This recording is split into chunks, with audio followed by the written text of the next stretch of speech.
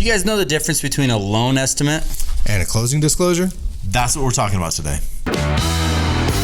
Welcome to the Utah Real Estate Show podcast, the show where two agents and a lender teach real estate best practices by talking through mistakes we've seen and made. Get this email.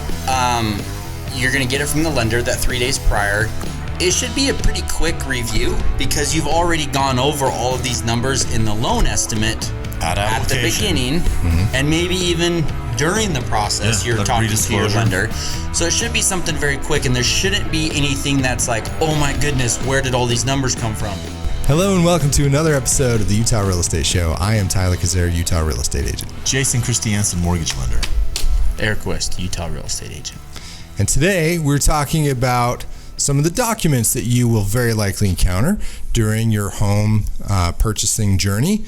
And sometimes there's some confusion about these documents. There's always confusion on these documents, and this is why we're doing this video. So Eric actually sent me a post from social media, and he says he just sent it to me, and it was a bunch of people complaining about how unjust these rates were. But the thing is he never responded as to why he sent it to me. No.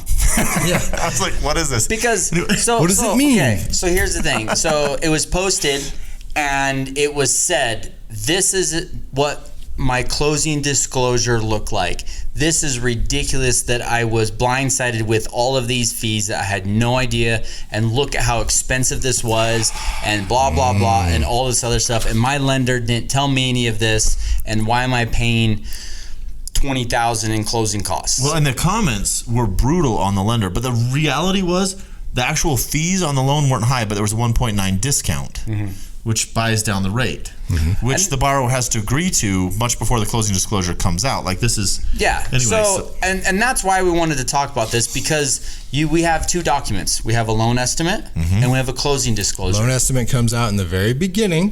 When you start talking to a lender, and then when does the closing disclosure come out? At least 3 days before closing. Right before closing. So as a lender, why are these two documents important, and should they be the same, or should they be very different? They should be almost identical. Almost identical. Very close.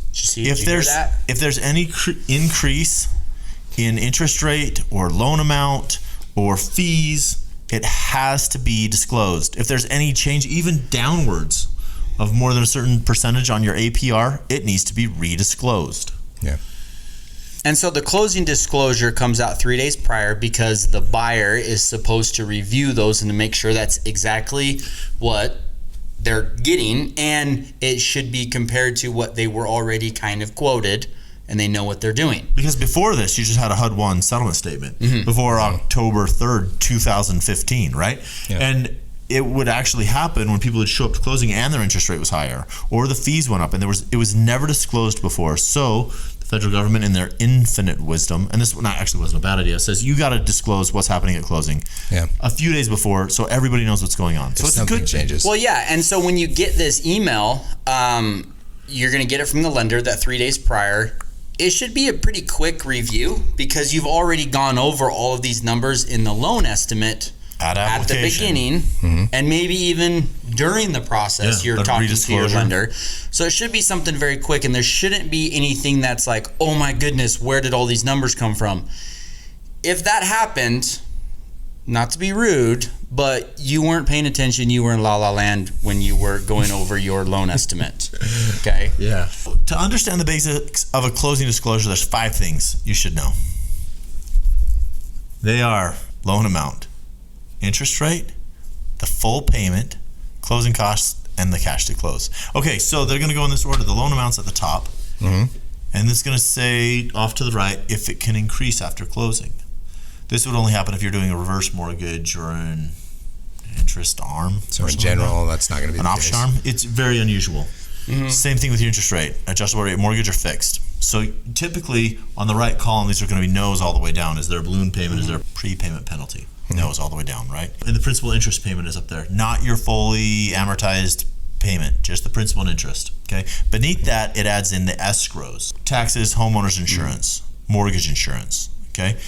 That's going to be your full payment. So 2/3 of the way down the page, that's the payment you're going to want to use. The payment, there's a number beneath that, and that's just any amount that is in your home ratio, like the payment, that can fluctuate. So if there's an HOA that may be in there, that's not in your payment. So kind of you don't really need to look at that. Beneath that is the closing costs. This is all the money that you're responsible for as a borrower that you're paying, and then the cash to close. And I think that closing cost, that's one that I know I get a lot of questions on. Yeah. The whole second page is dedicated to that number. Well, because closing costs change. Almost every loan is different closing costs. You can't say, "Oh, my brother's his closing cost was $3,000, or mine was 22." Well, the other thing this or that is to be particular and to use industry jargon. Closing costs are the money you pay to get a mortgage. In addition to closing costs, there's prepaid costs. So a closing cost would be like an appraisal or a discount fee, an origination charge. Money you're paying to get the loan. But you also need like homeowners insurance. And you're paying HOA transfer fees. This is not a cost to get the loan. Yeah, and even commissions depending on which side you're on.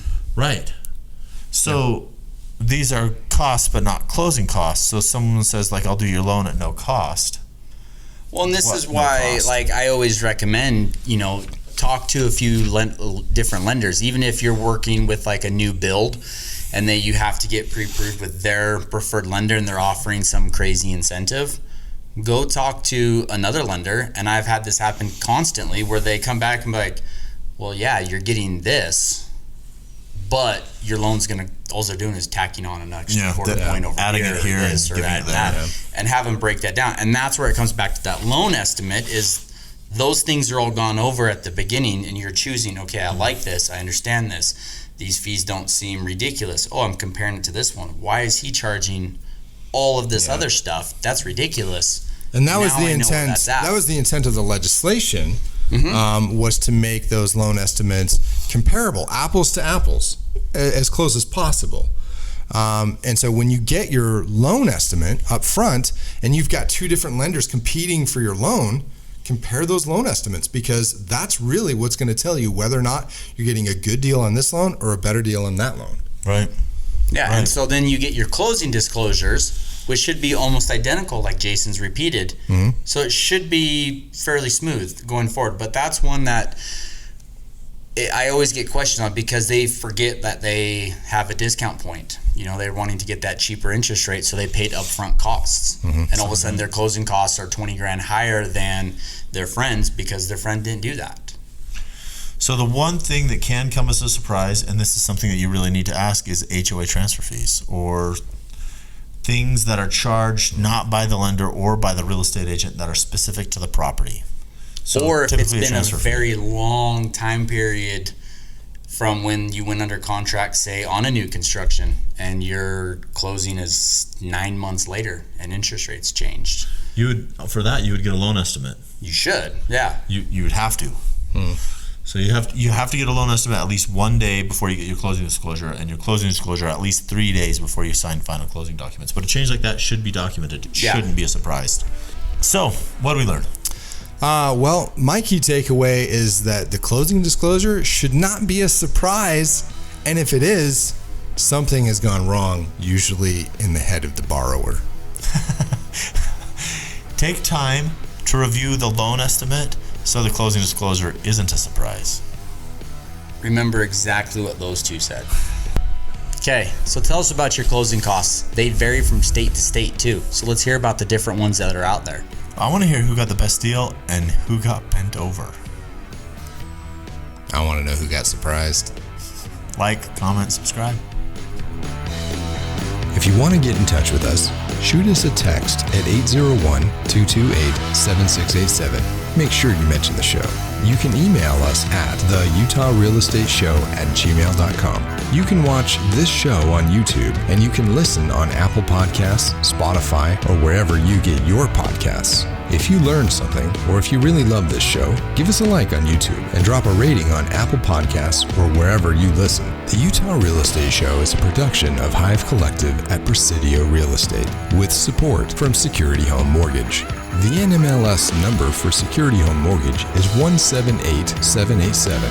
The NMLS number for Jason Christiansen is 240472, Equal Housing Lender. Not only is this not legal or investment advice, but you should definitely talk to a pro before you make any real estate decision. Every situation is different and should be considered in context. Copyright Jason Christiansen, Eric Wist, and Tyler Kazare. All rights reserved. Talk to you next week. Get back to work. I'm not ready yet. Hey, so do you guys know the difference between a loan estimate And a closing document. That's what we're talking about today. Lazy. Right. Be like 5 jazz hands.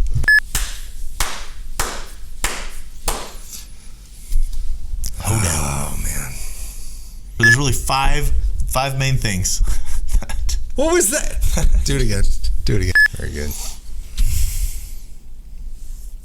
So, There you go. what did we learn? Sorry, do it again.